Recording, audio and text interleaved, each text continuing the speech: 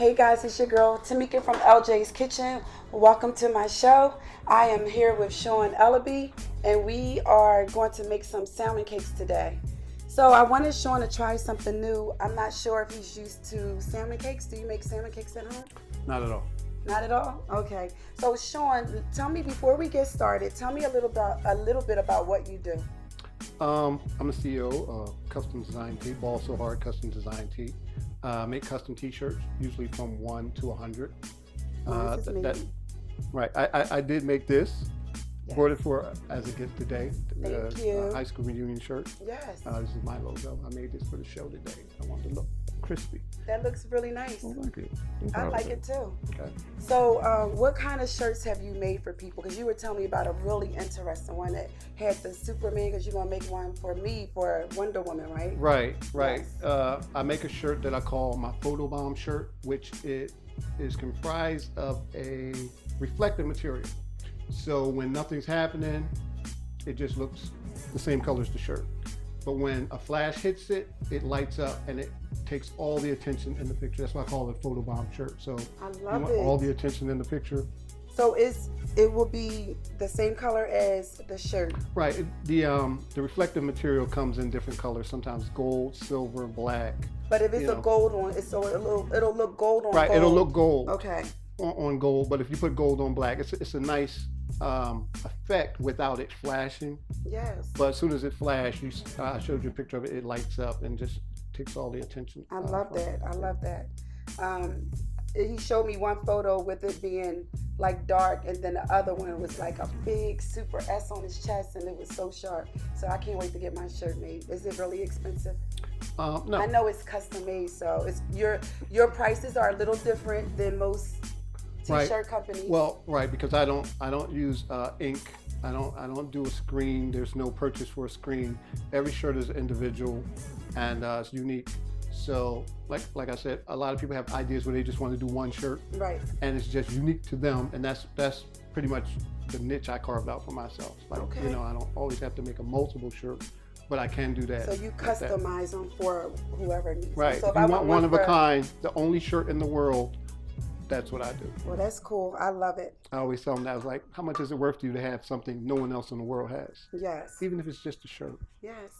Oh, that's pretty cool. So I like that concept. Now, I am going to show you how I make my salmon cakes. My mother actually showed me how to make salmon cakes when, growing up, she made them all the time for us. And we really, really, really enjoyed them in our family. So we make them for most holidays. I think the last time I made them, though, I made them for like Christmas or Thanksgiving dinner. So Shawn, while I open these cans, can you tell me a little bit about your upcoming book that you have? Okay. My book is called Thick as Thieves. It's semi-autobiographical. It has to do with all the people and the characters that have come into my life over the years. And I wrote it for my friends. It was a labor of love. So everybody I know pretty much exists in this book through their name. Not their character. I have to specify that because the characters do some crazy stuff in this book. But the names of the people that are close to me are all in this book as characters. So when is it going to come out? I'm dragging my feet on that. It's supposed to have been self-published last year. Okay. And I had to change some things because I incorporate celebrities into it to make it more authentic, to make it seem like real life. Yeah, Michael Jackson, not like they're in it, but one of the characters is a stand-up comedian. Okay. And there was some dialogue about Michael Jackson before he died. And since I'm a huge Michael Jackson fan, I had to rewrite it. Oh, absolutely. Who isn't, though? Well, you never know. Some people aren't. Well, after the fact, yes. After things, Well, I'm a huge Michael Jackson fan. Listen. Who doesn't like Michael Jackson? There's Mike, and then there's everybody else. Yeah, exactly. But a league of his own, right? Absolutely, the king. Yes. Mike is the king of pop. Self-proclaimed, none the same, still the king of pop. But I wrote some things where a comedian was like taking shots at him, and I feel like now that he's gone, I had to take that out because it was only funny when he was alive. Yeah, it's funny when he's alive, not funny when somebody is no longer with us. So yeah, it's the story. Well, like all good stories, it's a love story. Okay. So, It's a love story. It is comedy. What do you call it? well, urban dramedy. Dramedy. Like it Urban happens in a dramedy. city environment Yes. with city guys. There's a heroine. She's from overseas. She's from England. Okay. But other than that, it takes place in Philadelphia. Streets you'll recognize, places you'll recognize. The city of Philadelphia is pretty much a character in this book. Oh, nice. Like everything from cheesesteaks to tasty cakes is in this book. It's in this because book, so it's I like made it that authentic, the dialogue and everything. So I know this is canned salmon. You can absolutely use, salmon, leftover salmon that you've cooked at home. But this is something that we just kind of ate, and it doesn't look really appetizing. And I have to remove all the silver skin, every drop of it. And then I kind of just add it to my bowl that I'm going to mix everything in. Is it salmon or salmon? It's whatever you want to call it, because Is it like a southern, northern pronunciation thing or what? I think so, because don't get me tripped up with language, because I do the best I can. So I'm just taking the skin off, and I'm going to do this for all the cans, and then I'm going to drain it, and we'll come right back in just a second.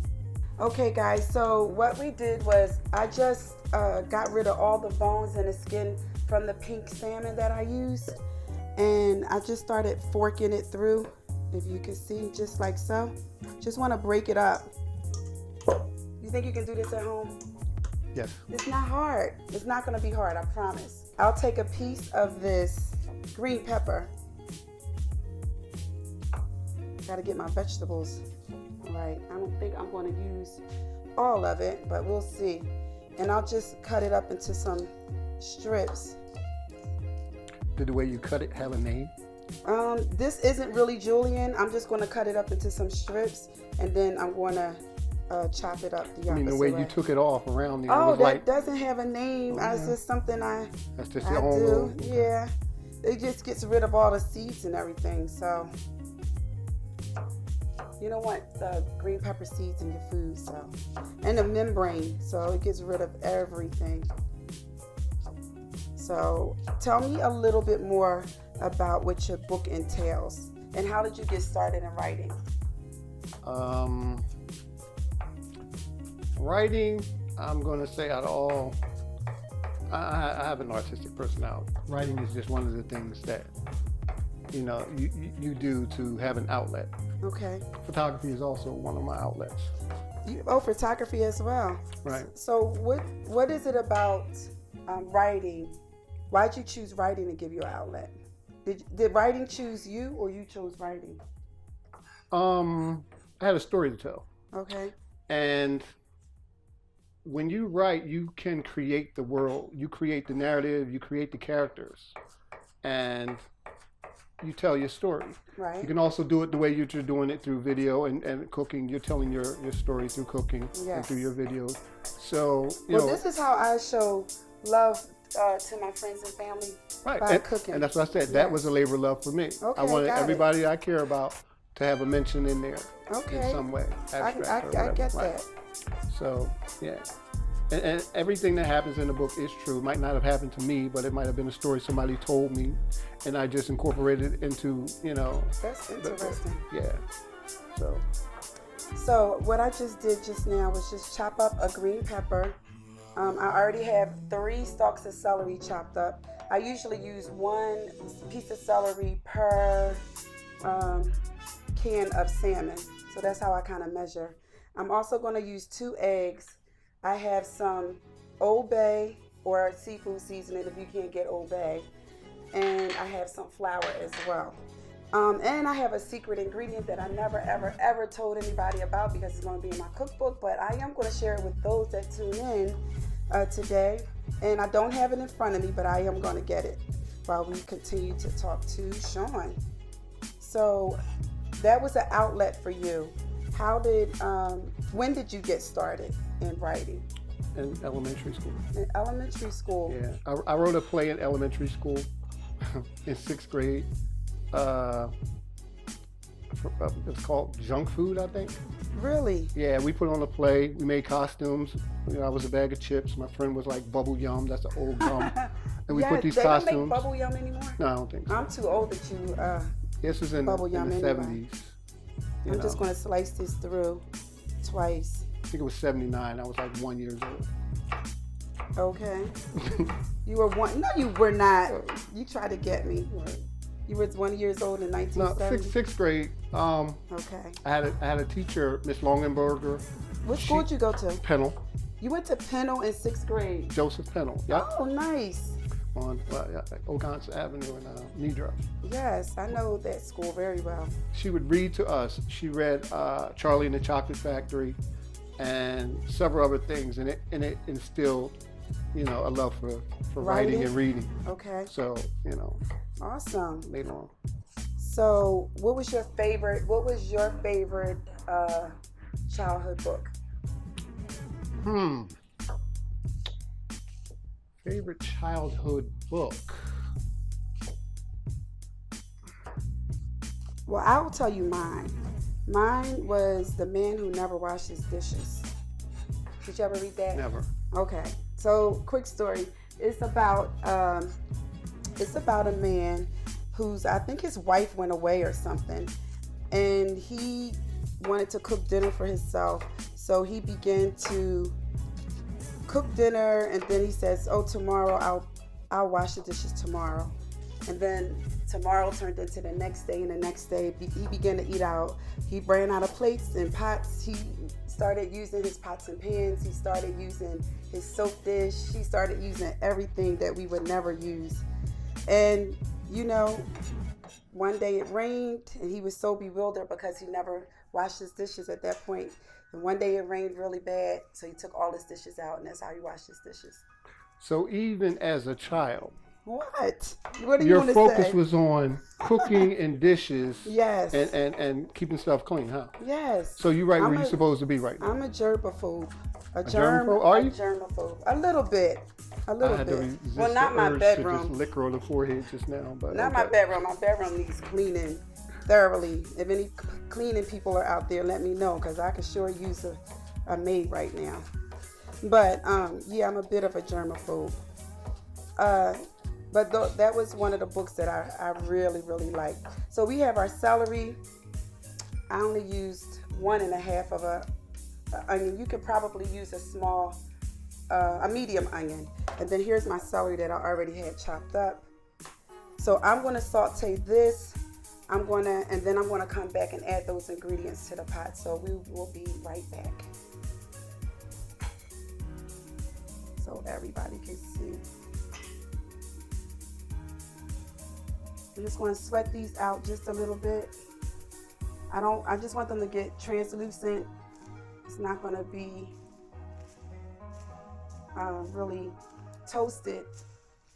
I'm just going to saute them just a little bit. So we'll just let that go. Okay, guys, while those are sweating out just a little bit, I'm going to check my flame. I don't want it to, I want it to go low and slow. I'm just going to sweat those out a little bit. I'm going to let it cool just a bit because I don't want it to cook my eggs when I actually add my eggs to the mixture. I am going to add, this is my secret that I'm giving you guys. I'm going to add some cream of celery soup to this mixture.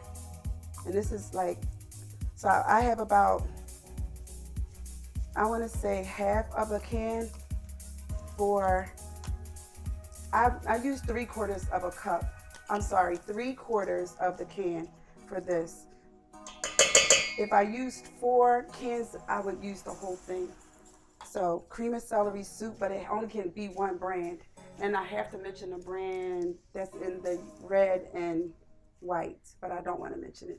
I shouldn't, right? I shouldn't, because they're not. Yeah, I shouldn't. You're not a sponsor? No, they're not a sponsor.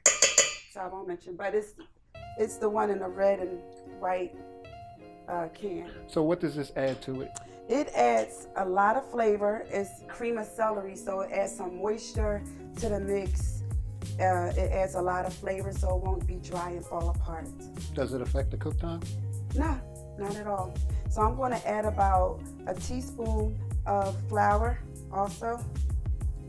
And I have what I told you earlier, my Old Bay and pepper or you can just use seafood seasoning. Whatever your seafood seasoning is.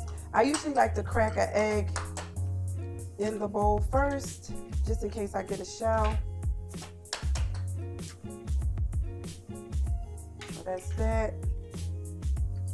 I'll just lightly scramble it up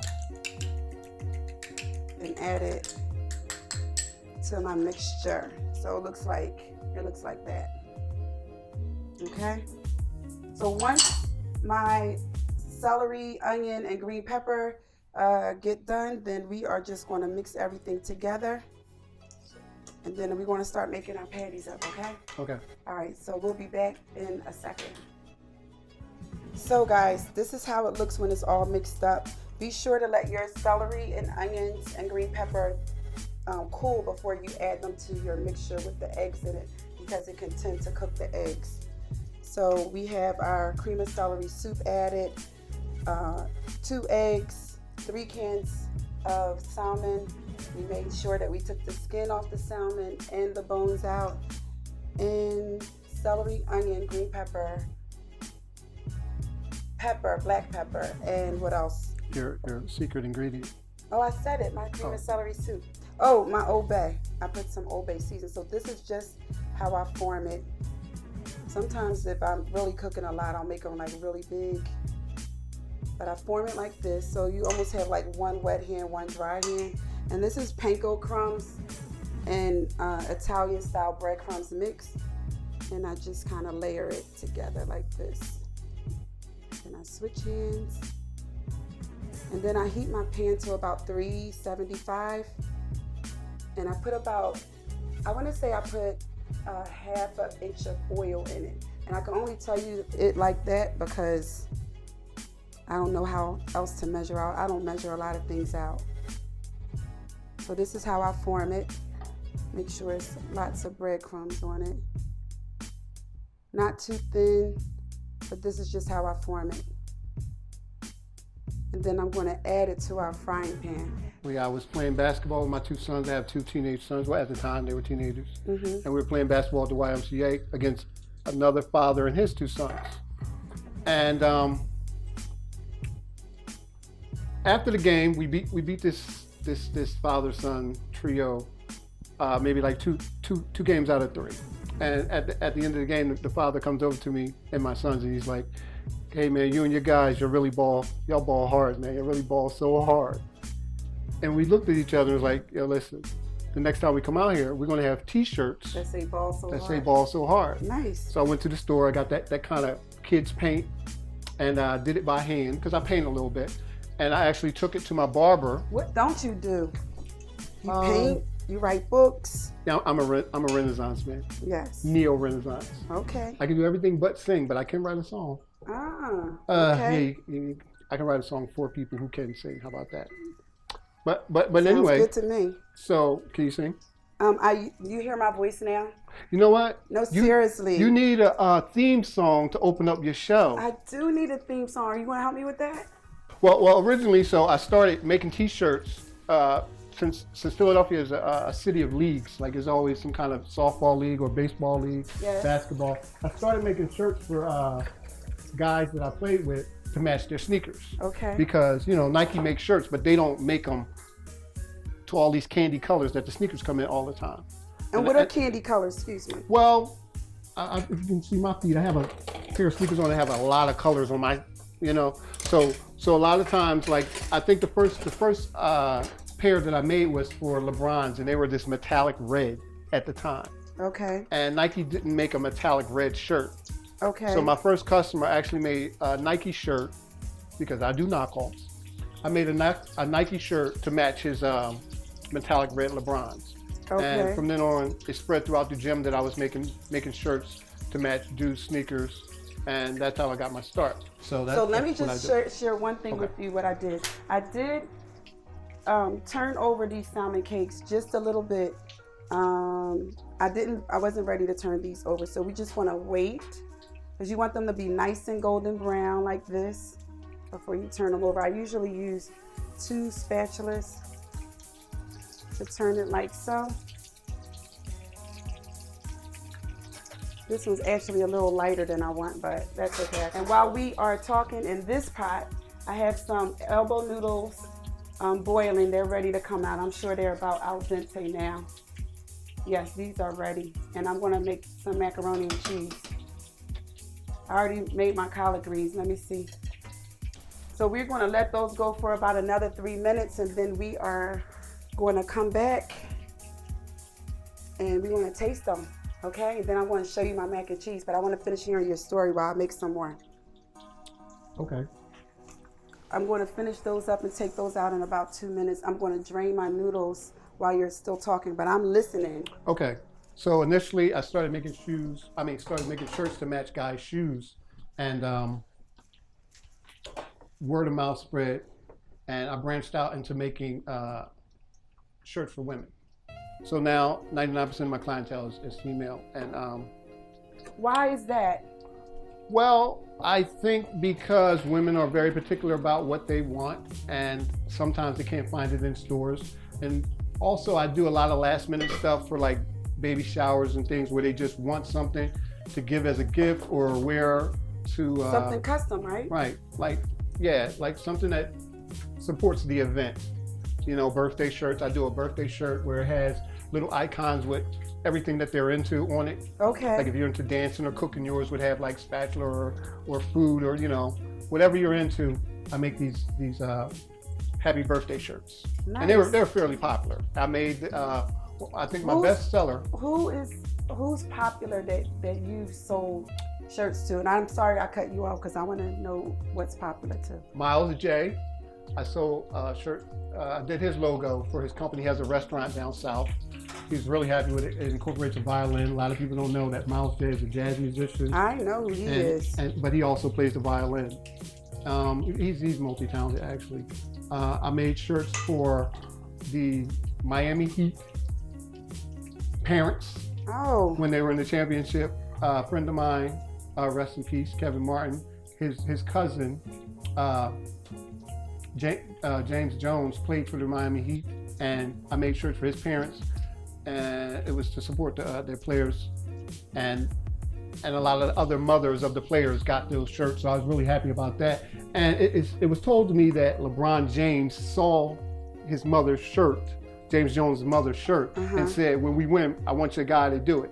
But that was the year that the Heat lost the championship. So that was like going to be my blow-up moment. They were going to wear the shirts on the bus. Well, and this might be your blow-up moment now. Well, listen, hey, every opportunity is an opportunity to blow. Absolutely, you know? Absolutely. That's a great and that's story. How you have to take it. That's a great story.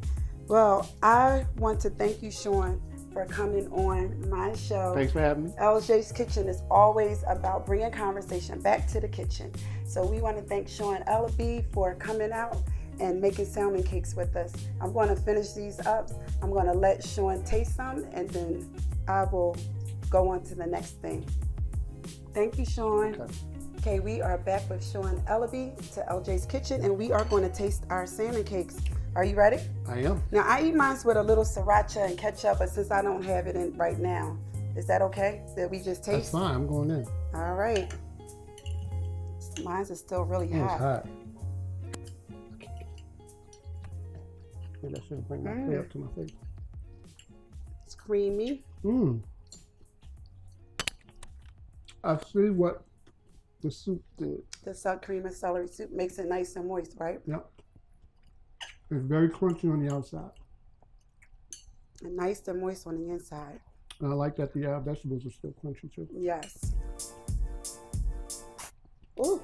And I'm not even a fish guy. No? I'm scared of bone. Ooh. It's really hot. Very good. 2 thumbs up. Thank you. Will you come back to my show again? Yes. We'll cook something else. We'll make some garlic bread. Garlic bread. No. We'll make some egg rolls. Right. Cheesesteak egg rolls. Cheesesteak egg rolls, or maybe hamburger. Cheeseburger. Hamburger. What? Why are you trying to get me on this? Cheeseburger egg rolls is better. Okay. It's better. It doesn't fall apart. Sometimes cheesesteak egg rolls would be more filling, but okay. I'm telling you, I promise you. Maybe we'll just do both. How about that? I think I'm hungry. I'm gonna go back in for another bite. Well, you know I'm coming back for my platter, so. Okay. I want you to come back. No, I am. Oh, give us your social media. Okay. So I'm Ball So Hard Custom Design Tee on Instagram. Also Ball So Hard Custom Design Tee on Etsy. And I'm Shawn W. Eleby, Eleby, on Facebook. Perfect. You can go through my albums and see all the shirts and things. I love your done. Instagram. Oh, thanks. It's really cool. I'm sorry that I'm talking with my mouth full, but thank you for coming to LJ's Kitchen, where we bring conversation back to the kitchen. I'm Tamika Miles, your host, Mr. Shawn Eleby, and we thank you guys for tuning in. Bye for now.